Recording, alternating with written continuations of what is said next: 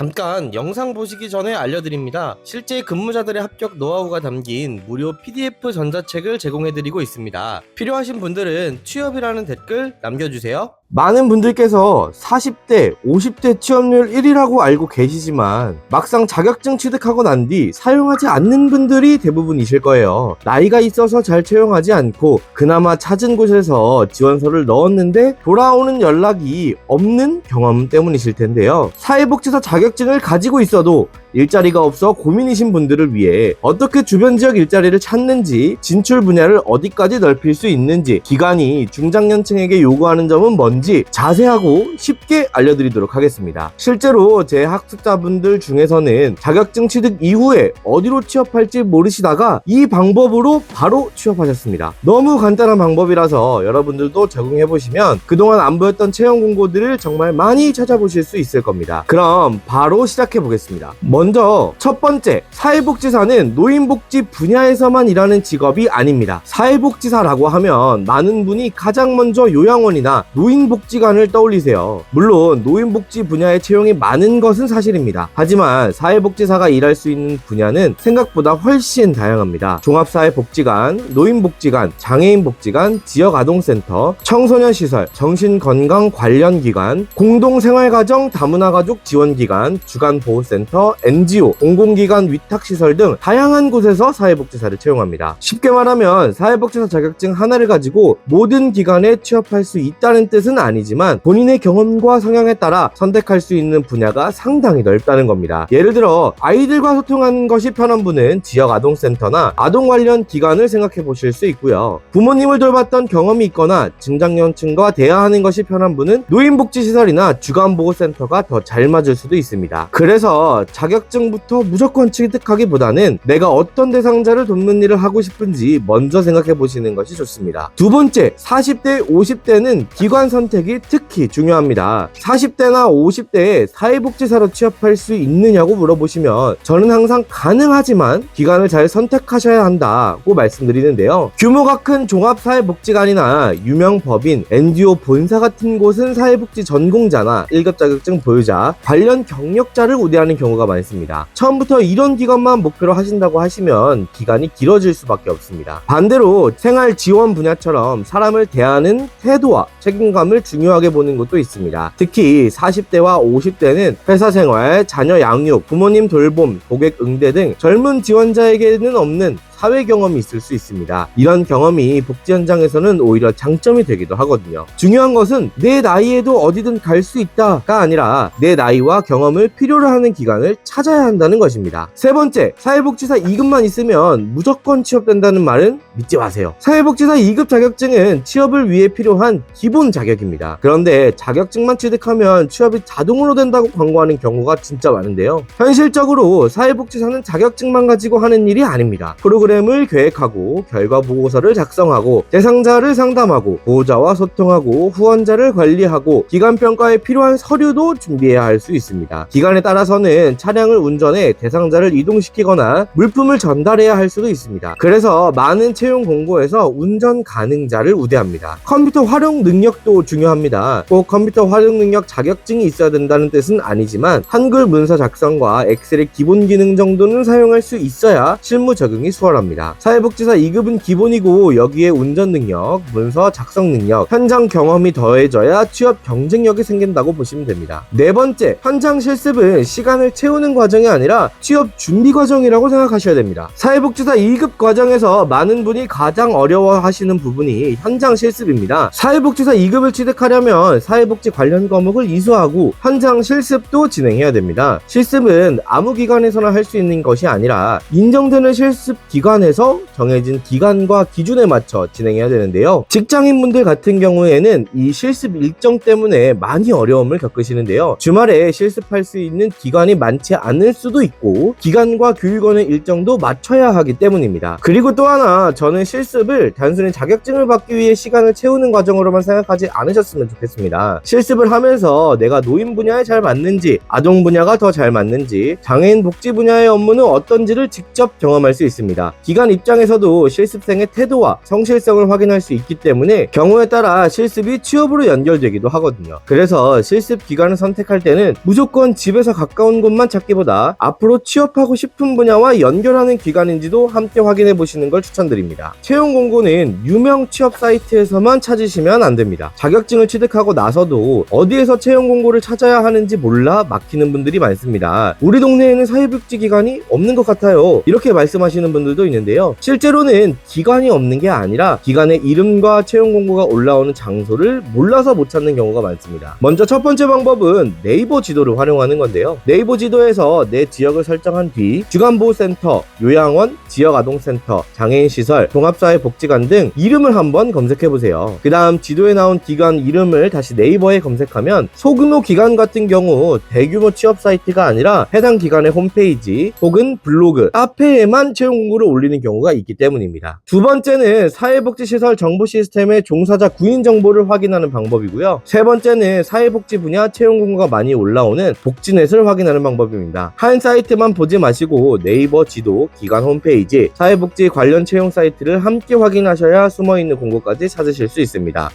여섯 번째, 급여 업무 현실도 알고 시작하시는 게 좋습니다. 사회복지사 취업을 준비하면서 좋은 이야기만 들어서는 안 됩니다. 사회복지사는 기관과 지역, 직무, 경력에 따라 급여가 달라지지만 처음부터 높은 급여를 기대하기는 어려운 직종입니다. 대상자 상담만 하는 것도 아니고 행정, 프로그램 운영, 차량 운행, 보호자 응대 같은 다양한 업무를 맡을 수 있습니다. 사람을 상대하는 일이다 보니 감정적으로 힘든 상황도 생길 수 있고요. 기관에 따라 업무량이나 조직 문화의 차이도 좀 큰 편입니다. 그렇다고 무조건 좋지 않은 직업이라는 뜻은 아닙니다. 사람을 돕는 과정에서 보람을 느끼고 다양한 사람과 관계를 맺는 것을 좋아하고 계속 배우는 것에 거부감이 없는 분들에게는 잘 맞을 수도 있습니다. 그래서 자격증을 시작하기 전에 가능하다면 관심 있는 기관에서 봉사활동을 해보시는 것을 추천드립니다. 직접 현장을 경험해보면 내가 이 일을 계속할 수 있을지를 훨씬 현실적으로 판단하실 수 있을 겁니다. 오늘 내용을 한번 마지막으로 정리를 해보겠습니다. 40대와 50대도 사회복지사로 취업할 수 있습니다. 하지만 사회복지사 2급 자격증 하나만 취득하면 취업이 저절로 된다고 생각하시면 절대 안 됩니다. 내가 어떤 사람을 돕고 싶은지 분야를 정하고 내 연령과 경력을 필요로 하는 기관을 찾고 현장 실습을 취업 경험으로 활용해야 됩니다. 여기에 운전과 컴퓨터 활용 능력까지 준비하면 지원할 수 있는 기관의 범위가 더 넓어질 수 있습니다. 사회복지사 자격증은 새로운 일을 시작할 수 있는 입장권입니다. 하지만 그 입장권을 가지고 어떤 문으로 들어갈지는 본인이 미리 정하시는 겁니다. 지금 사회복지사 과정을 고민하고 계신다면 단순히 자격증 취득 기간과 비용만 알아보지 마시고요. 오늘 말씀드린 방법으로 내 주변 기관과 실제 채용 공고부터 한번 찾아보시길 바랍니다. 그 공고 안에 앞으로 내가 준비해야 할 자격과 경험에 대한 답이 들어 있습니다. 오늘 영상이 도움이 되셨다면 좋아요와 구독 부탁드리고요. 사회복지사를 알아만 보고 있는 분들이 만약 계시다면 아래 댓글을 통해 사회복지사를 취득하는 방법을 알 수 있는 노하우 영상 링크까지 남겨두셨으니 참고하시면 좋을 것 같습니다. 그럼 다음 영상에서 더욱 유익한 정보로 돌아오겠습니다. 지금까지 학점 레시피였습니다. 감사합니다.